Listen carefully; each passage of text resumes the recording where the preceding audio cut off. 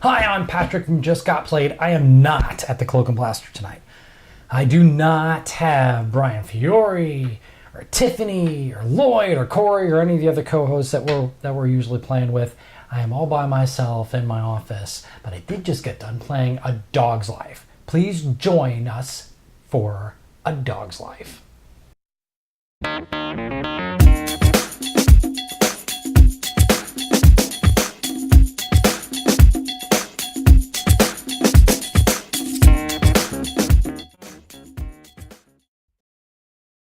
All right, so in A Dog's Life, you're actually a dog, and you're trying to achieve the goal of burying 3 bones in your own little area. Your area could be a golf course or what's this other place? Like a farm or a construction site or a couple of other different locations. And I believe that those locations are dealt out to you in the beginning of the game. So you don't get to choose those, but it's a random variable of where you get to start. There is a version of the game where you get to choose what dog you play, though, and each one of these dogs has a different set of characteristics. They have their own little resolution decks. So every time you have an action, you get to choose, you randomly choose one of these resolution cards, and you find out the outcome. Now, the resolution card has an answer for all 6 actions. Each dog has a higher percentage of success and a different outcome of success for each different slot. So, for example, the poodle isn't very good. I believe the poodle's name is Bella. The poodle isn't very good statistically at knocking over garbage cans and getting what she wants out of them. But she is much better at begging for food at a restaurant. While Buddy is more successful dropping off papers to achieve the objective, which is the bone, which he gets to go bury. Now that is a 2-step process, but essentially there are 6 different actions that need these action cards, and each one of those actions is trash can, knocking over trash can, begging at a restaurant. Delivery is what you get when you drop off a newspaper. Fight, you do get to combat another dog if they stop in the same area of you, spend an action to fight. Then you each draw one of these action cards and see what the action outcome is. Some dogs are better at fighting than others. If you lose a fight, you drop everything that you're carrying and you move to this next space over. I think Max just fell over. Dog catcher. So when the dog catcher car, and I'll explain that a little bit more in a second, gets within 1 space of you, you have to take an action card and find out if you got caught, which is a picture of the car, or you got to run away. If the dog catcher lands on the same space, no action choice. You just end up in the dog shelter, dog pound. If you go to the shelter, there's 3 different levels. Oh, before I say that, each one of these dogs has a mouth location, which has 2, means you can carry 2 items. A bladder, 2 locations, means you can fill up your bladder and pee in different spots. I'll touch on that in a second. And hunger locations. There's 5 different hunger locations. If you go down to 0, you automatically end up at the shelter. If you end up at the shelter, you get to draw an action card every turn, but that's the only thing you get to do if you fail your action and you don't escape the pound. So the next turn, you actually move down 1 level of the shelter. The 3rd turn, you get to the bottom level and you automatically get to get out of the shelter. So you don't get tied up in the shelter, but you do kind of lose turns in there if you don't get lucky drawing the right action sequence. At the end of every turn, you get to move the dog catcher. So some people will be trying to move it away from themselves and towards other opponents. When you move the dog catcher, you roll 1d6. So there's a newspaper stand where a dog goes into the newspaper stand, gets a newspaper. They look at the back of the chit that's got the newspaper on it, find out where they have to deliver the newspaper to. They drop it off. They look at the outcome of their action card and see what they get.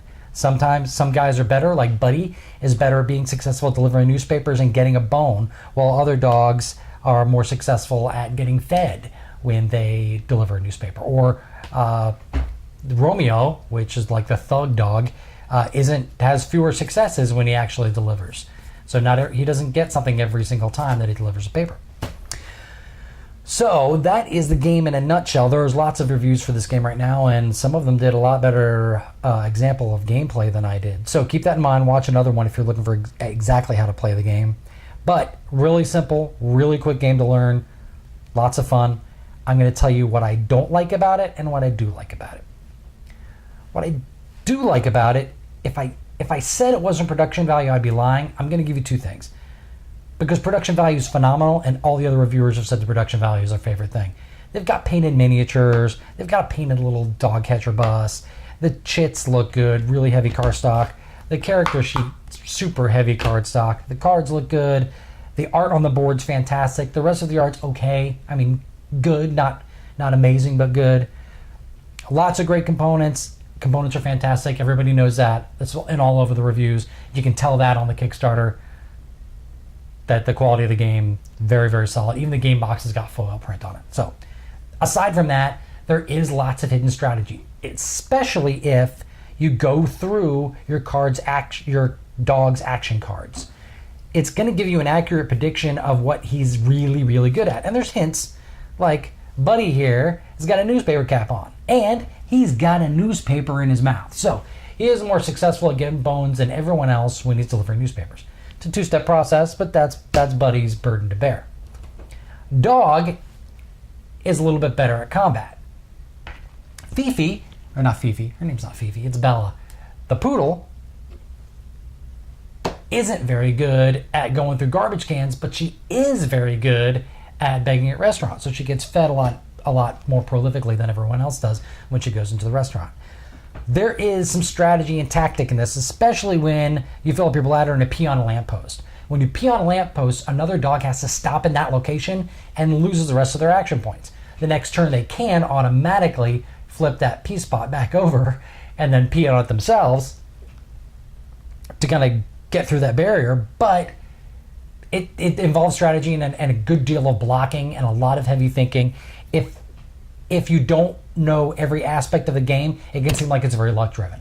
If you do know the aspects of the game, really look through your cards, look through the other cards, you kind of data mine out exactly what the best strategy is. So that's very, very cool in a game that's about being a dog, right? It's got good strategy. The thing I don't like is if you're a hardcore gamer and you're going to data mine it to try to have the most fun for every play, it's probably not the biggest replayability factor that you've ever had. Again, it's fun. I think you're going to enjoy it, even if you are one of those guys that data mines games and wants to really crack it. It's not going to be Twilight Imperium. It's not going to be Twilight Struggle. It's not going to be a game that you can play over and over and over and over again with lots of variables and still has tons and tons of strategy involved. It's a game that you can have good strategy. It's a game that has some variability. Just take it for what that is. I would say the thing I like the least is probably replayability. I haven't played it a whole bunch, but I can see how that could possibly land it that way. So if you like a beautiful game that's got lots of cool components, especially if you have a little kid, I mean, these are really great looking, cute little dogs and pictures. So if you like that, and you like a game that's got some fun to try to figure out exactly what characters' abilities are going to be better than other characters and try to focus on those strategies, then this might be the game for you. If you're looking for a game that's got tons of replayability and you can replay it and replay it and replay it week after week after week at your game group, I would think twice about this game. But I want to thank you for watching Just Got Played. Join us next time.